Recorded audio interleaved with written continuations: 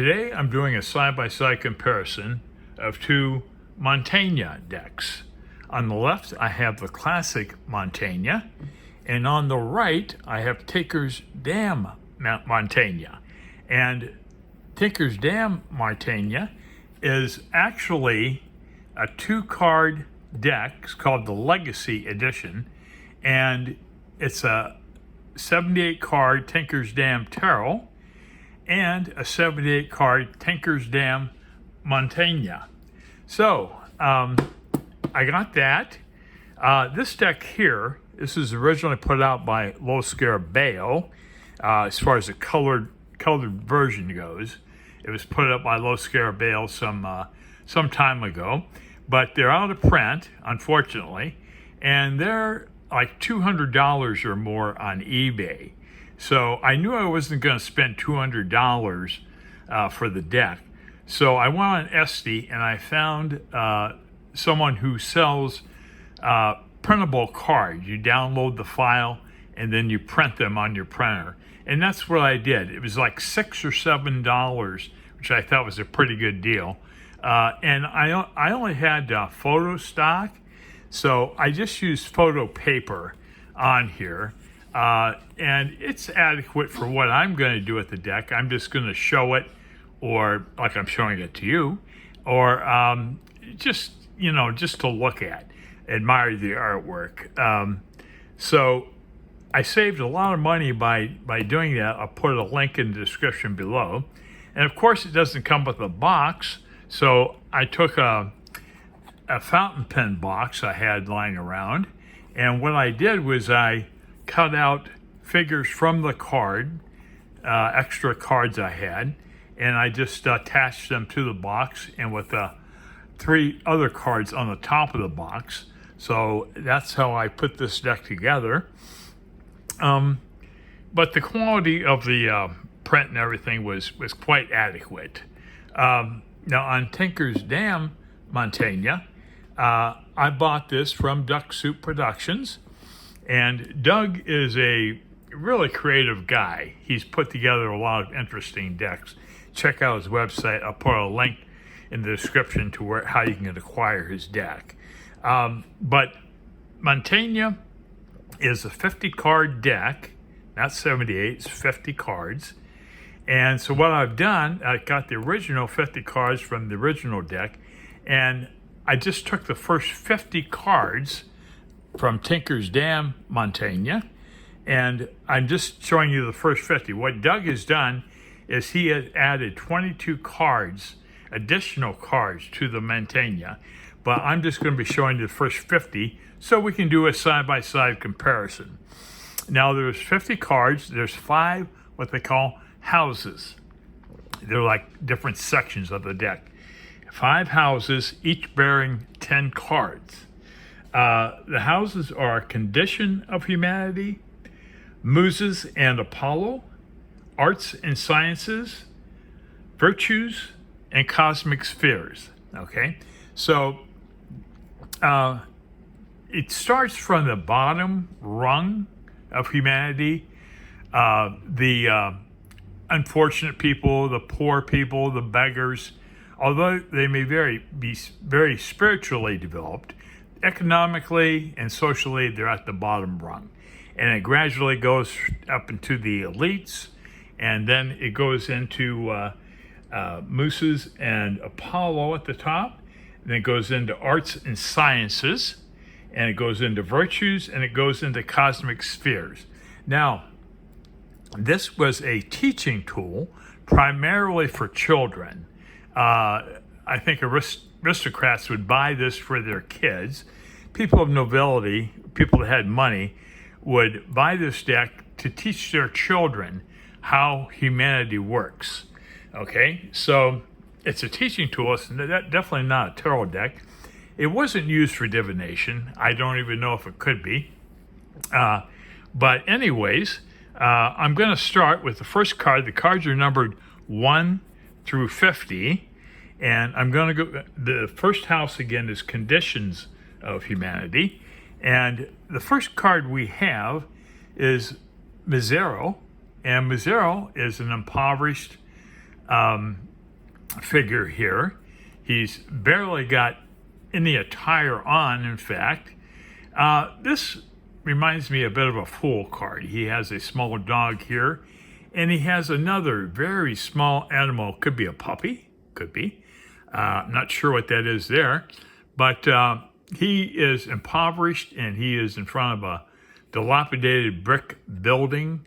So that's Misero. And if we look at Tinkers Damn deck, we see Misero is a homeless man. I believe that is like a tent or some type of roof structure. And he's around a city, an old city. A lot of Doug's work takes place around Victorian times. I think that's what he's doing here. We notice a dog also on this card, but look at the dog's ribs. They're sticking out. So here we have an impoverished figure with his dog in more modern times. This is the 1400s. This is the probably 1900s, probably Victorian type, maybe early 20th century. But you do see the general adherence to the old art in Doug's work. The card stock, I didn't cover that. This is a conventional tarot card. This is a Smith Waite Pebbleback by AGM, standard tarot size. And Doug's card is exactly the same size. The card stock itself, it's got a plastic coating on it, like a playing card, and it's rather on the thin side, but it's adequate for shuffling, just as our playing cards and so forth. And the artwork is just tremendous. So anyways, our first card, number 1, is Misero. Okay, number 2 card, going up the social ladder a bit, is the Servant. And here on the left, we have the classic deck. We have, almost looks like a page. It reminds me of a page of cups here. And it also has different colored stockings. He has a green stocking on his right leg. His left leg doesn't have any stocking.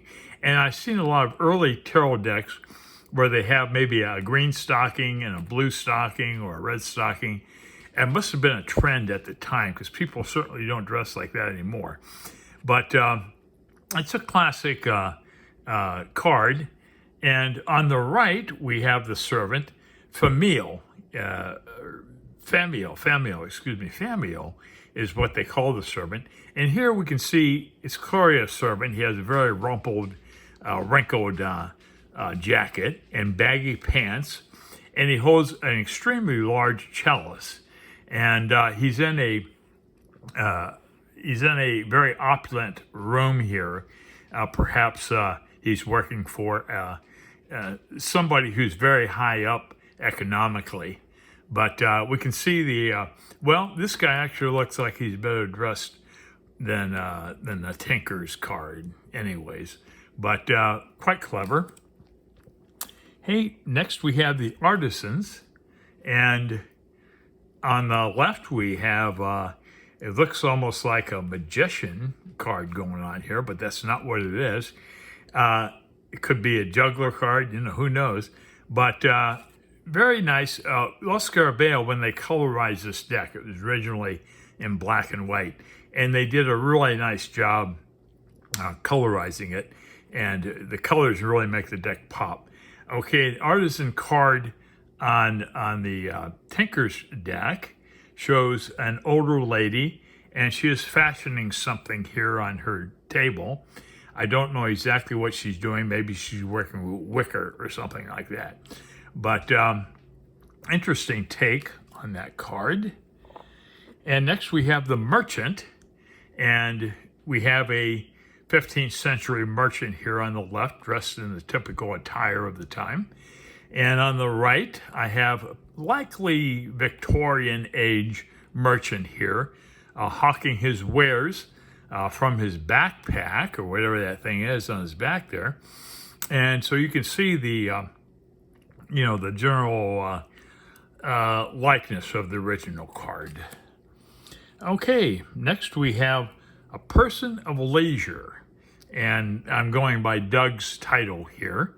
I have a gentleman here, and he's evidently of leisure. He has a falcon, I believe, and he has two dogs at the bottom here. And it has almost looks like a page or somebody following him around. On the Tinkers card, we have a lady in a long Victorian gown.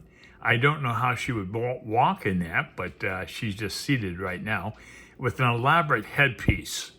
And so that's the person of leisure. Next, we have our knights. On the left, we have a knight, no horse. We have a short sword or possibly a dagger. And we have like a page-type figure behind him with the sword. So, here he goes with the stockings again. We have a green and a red. So typical of early cards. That attire there in the short tunic or whatever it is, but very typical. On the right, our knight is standing upon a globe. Looks like the Earth. I believe this is North America right there. But that's our knight cards. Okay, next we have our Duchess cards. On the left, we have a Duchess in a long green robe.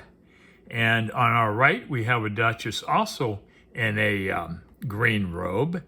Very billowy, and she looks like she's in a cathedral, perhaps. On the left, I have the king. Typical king of the 1400s here on the left. On the right, I have a king, but he has a scepter. And this king here, I believe that's a scepter in his left hand. So those are those cards. Next, we move on to emperor cards. We have on the left, we have the classic emperor.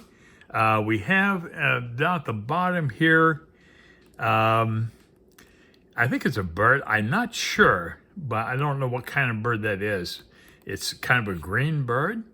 On the right, I have a figure who looks a little bit like Einstein, but I don't think he's Einstein. He has a kind of bizarre crown perched upon his head.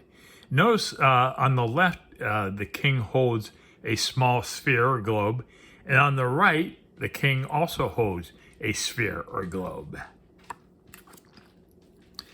Next, we have the Pope, and the Pope on the left is pretty much conventional for the time era. It has a key and a book. And on the right, we have, it's called the High Priest. It's the same meaning as the Pope, but he's called the High Priest. And he's clearly from, I would say, the 1800s, maybe, but judging by those sideburns. But interesting. Okay, next we move on to, what is this one? Oh, the Muses and Apollo. Yeah, Muses and Apollo. And our first card here is Calliope, and she's playing a very long instrument of some type. Almost looks like it's a wind instrument, no doubt. A small fountain here. Notice the sphere over here. On the right, we don't see an instrument, but we do see a book and another sphere at the bottom. Next, we have Urania. And Urania, we have a woman here, and she's holding a globe or sphere. She's standing upon the soil by a stream. On the right, we have Urania is seated, and there's a large globe suspended above her. And I don't know if that's part of the sky, or I don't think it is. I think it's part of the card. It's not some giant planetary object in the sky there, but quite interesting. Temperance, here we go. No, I'm sorry. Not temperance. Terpsichore. Okay. Terpsichore. She's playing a very small It almost looks like a little ukulele. I'm not sure. Some of you music historians might be able to let me know what she's playing there. We have a sphere down here, notice. Okay, then here we have a harpist. Here's a little harp up here. And she also has a small globe. Hey, next we move on to Uranto. Okay. I'm having difficulty with some of these words, so you have to bear with me here. Uranto, we have a white sphere at the bottom, and she appears to be holding, it almost looks like a crescent moon, but I think it's part of a musical instrument, I believe. On the right, we have a lady. She looks like a flamenco dancer in Vegas. Very colorful purple attire here. A much larger globe behind her. But she looks like some type of dancer from the late 1800s, perhaps. Hey, next we have Polymnia. Here we have a lady with another instrument there, a stringed instrument, another white sphere. And here, the Polymnia is, we have a brilliant orange and blue globe up in the top here. And interesting card. I see this cracks, like it was a painting, and the paint has cracked on her body. Okay, Thalia. She's, I guess that's an instrument there out of antiquity. I mean, I wouldn't know what that is. And here we have a lady with a predecessor to the hula hoop, I guess, from the 60s. And here's a very, again, a very dynamic globe there. So quite interesting. Hey, here we have Malpanene.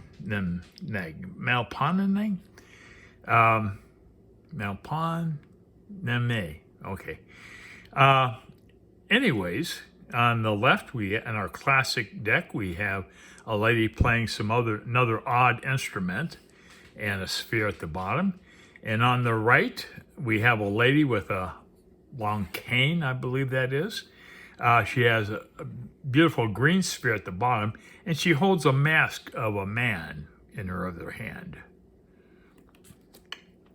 Hey, this is Euterpe card, number 18, by the way, in the deck. They go 1 through 50, okay? So it's number 18. And Euterpe is playing, it looks like some type of flute. Also notice there's a background here, but there appears to be a mountain here. And down at the bottom, there's her sphere. And here we have the figure is outside and is kind of a star-filled background there, and a red sphere at the bottom. And she's also holding something in her hand, probably an instrument. Okay, and then we have Cleo. Cleo is standing upon a swan. Okay, there's a swan in the foreground there. And she has a green dress on. And on the Tinkers deck, we have a lady also in a green dress, but also standing in back of a swan. And there's a large green globe on the Tinkers card. Okay, and finally, we have Apollo. This is the height of the mooses and Apollo. We have a woman here with her feet upon a blue globe, and she holds a branch. And on the right, Apollo is a man, excuse me, I believe it's a man there. Okay, and Apollo on the right, we have, he's a little more ornate. He has a little bit better attire on here. He's standing upon a globe, and two swans, and both cards, there's two swans. And interesting, Apollo. Okay, now we're moving on to arts and sciences. This should be a little easier on me to pronounce, anyways. Card number 21 is grammar, basically, grammar. And here I don't really see many clues as far as grammar goes, but I don't know who this figure represents. She has a small vase here she's holding on to. And on Doug's card, it makes a little more sense for grammar. I can't read what that says. It might be Latin, but anyways, that's more descriptive of the grammar card, I would say. And logic, the same thing.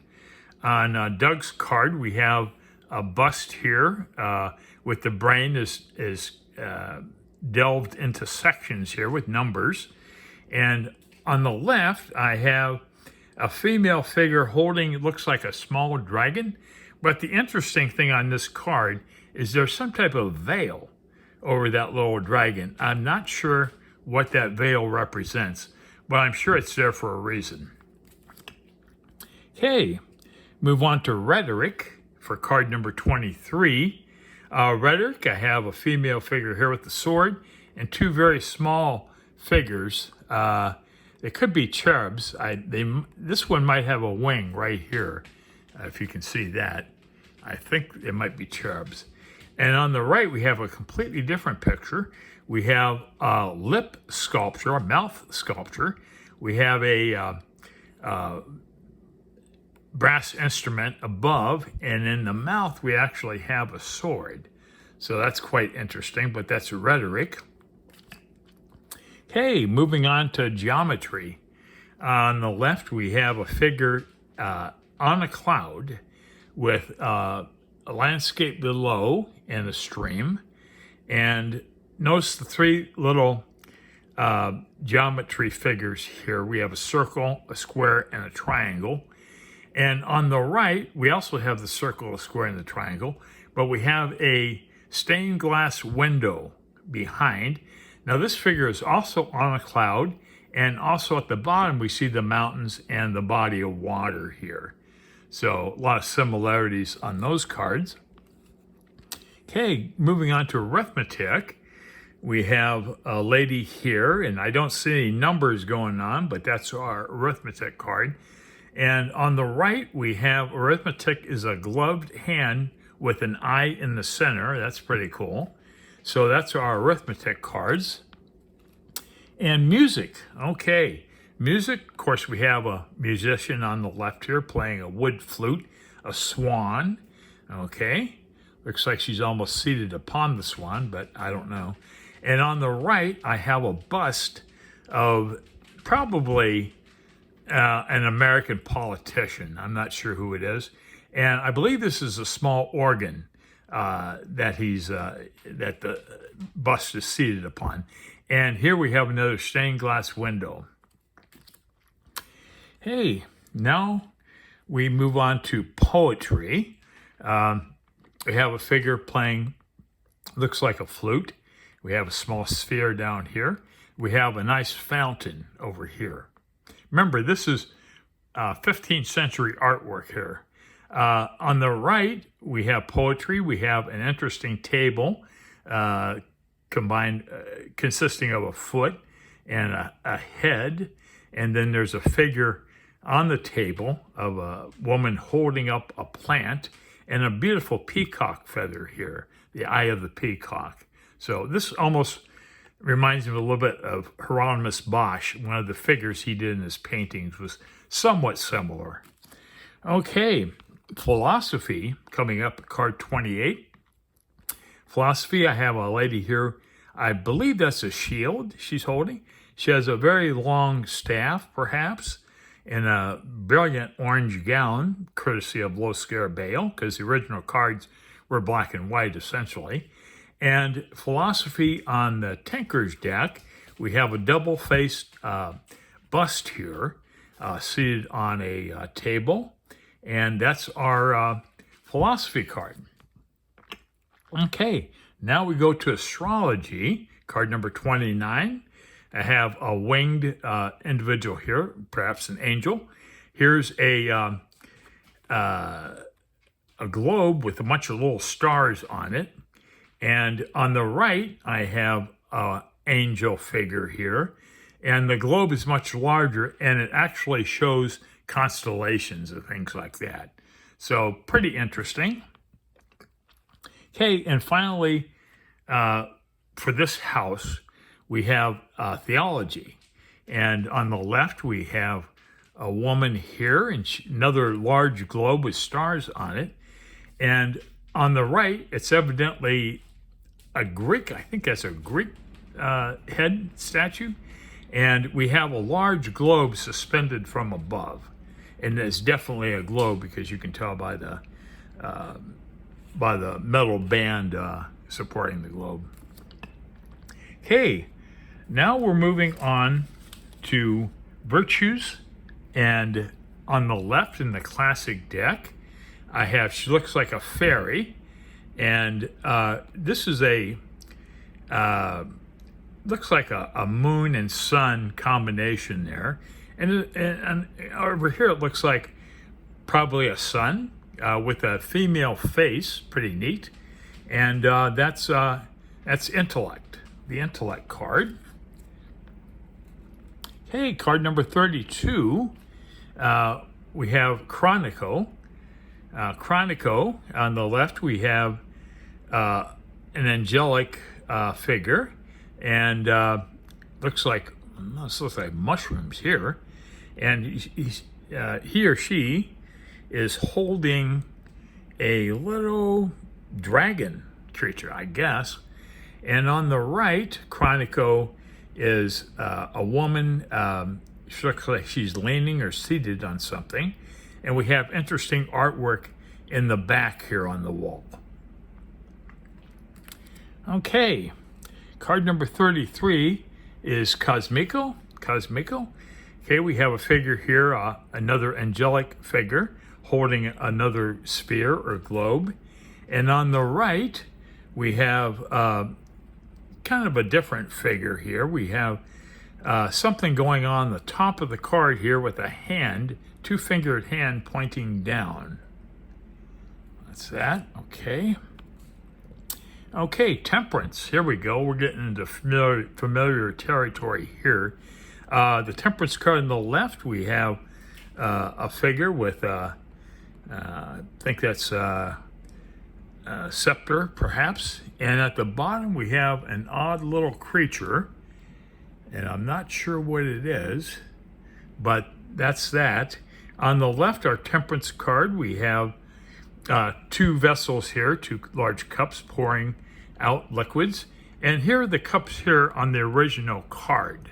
You know, they're much smaller, but you can see that either they borrowed from tarot or tarot borrowed from this deck. I'm pretty sure they borrowed from tarot on some of these cards. Okay, next we have Prudence. Now, remember back to the Visconti Forza deck. On the Carriel edition, we have extra cards, and Prudence is one of the extra cards. Here we have a figure here with another little dragon at the bottom, and she's holding a little statue, and it may be a mirror because I see a bit of a face reflection on that. I'm not sure if that's a mirror, if that's just part of the decorative part of the statue. On the right, we have a Prudence figure with a letter. Okay, and oh, interesting.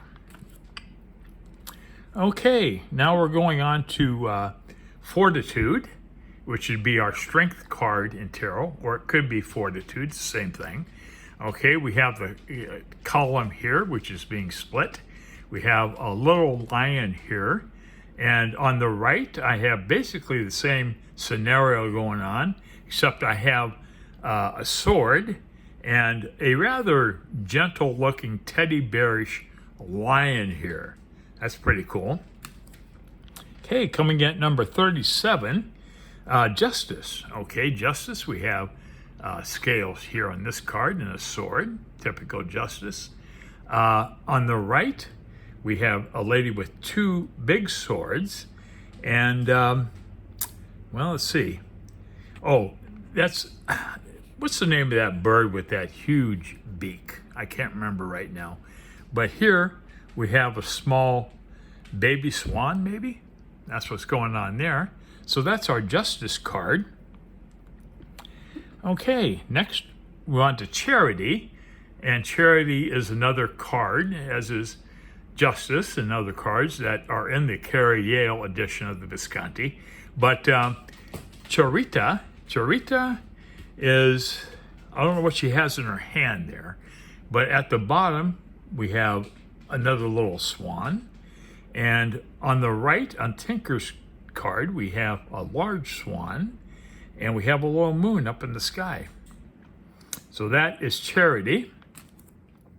And of course, we'd have to have faith if we're going to do that. And here's faith, and or hope. I'm sorry, I meant hope. Hope. Where we have it's like a small dove. I think it's a dove, and she's praying. Okay, she's praying. See her hands together there. On the right, on the Tinker's card, our hope card, we have looks like a little winged creature. I'm not sure what it is. And she's looking upward with her hands outreached. So she's evidently in prayer also. Okay, then moving on to faith. Here we go. Jumped ahead of myself. Faith. We have a lady with a very small dog at the bottom. And she's holding some type of small chalice there. And on the right, we have a small dog once again, and we have a lady, and she's also in prayer. There's a moon somewhat obscured by clouds there on that card.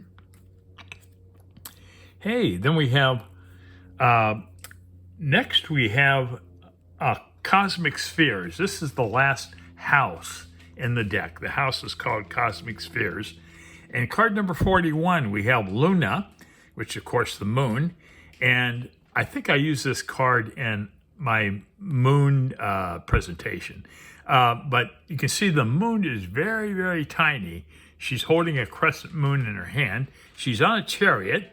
And we have a scene below. We have mountains. And we have, oh, my dog just knocked my camera over. Okay. Here we have Luna. We have a chariot. We have a scene at the bottom here of mountains and water and a couple of boats. And on the right, I have a scene from an early movie, was silent movie, where they go for the moon. They shoot a bullet up with people on it, and it hits the head of the moon. And I think it's called, what is it, Voyage to the Moon or Journey to the Moon? It's around the time of the turn of the century. Okay, we notice we have an old car here attached to the moon. That's quite interesting. But we also, if you look down below, we have a body of water with a ship on it. And we also see the ships on this card. Interesting. Hey, next we have Mercury. And Mercury, of course, is a god. And here we have Mercury. He has those wing-type boots on. He has a chicken here at the bottom. And he's holding something with two intertwined heads on it. Could be little dragons, I guess. And here Mercury is, well, he's got a winged cap on. It looks like he's a swimmer in the old swimming attire from the 1800s. And here we have another chicken here. And a bust, which has possibly come down from the top of this column. Bust lies at the bottom there. Okay, moving on to Venus. Venus, we have a group of people here. One lady is taking a bath. This guy has a bow and arrow, so maybe he's protecting them. And the Venus on the Tinker card, we have two little cherubs up the top. And we have a lady. She looks like she's another dancer, perhaps, for Venus. I hope I'm not picking up too much glare on this deck here. I got to hold them carefully. I don't pick up the light. Anyways, we're moving on to Soul. And Soul, we have a chariot, and we have something very tiny going on there. Not sure what it is. We have a person that has been displaced by the chariot, and they're falling towards the ground. And here on this Soul card, we have this is being pulled by an old car again. We have another figure that's had a mishap, and he's probably fallen out of the car, I guess. Interesting. We also have similar scenario going on at the bottom with the water and the ground here. Okay, coming up towards the end here, we're at card number 45 out of 50. We have Jupiter. And Jupiter, we have a small dog at the bottom. We have a knight-type figure with a long sword seated on looks like a chariot, perhaps.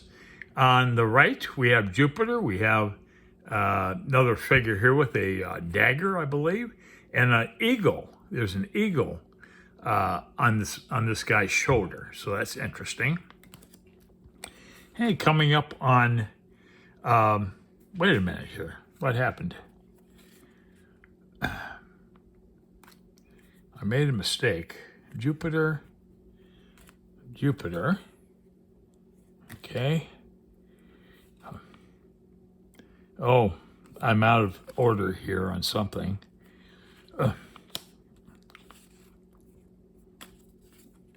Bear with me.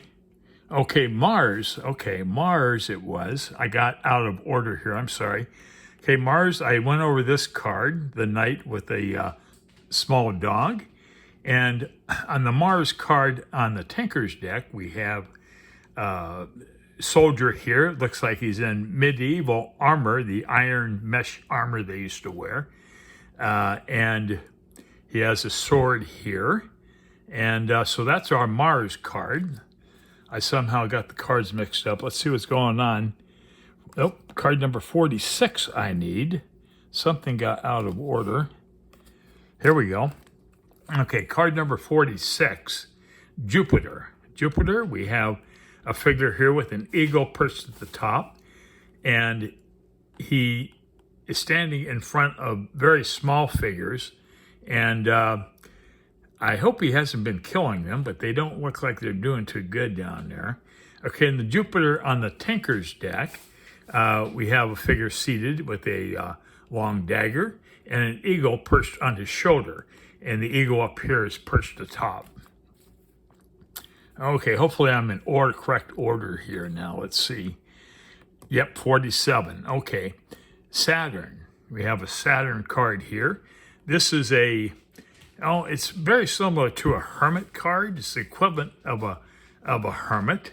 And we have a figure here, and it looks like he's eating his children. I'm not sure what's going on. He has a small swan there. Here we have, he has a scythe. His scythe is right here, and you can see the end of the scythe right there. Okay, on this card we have a larger scythe.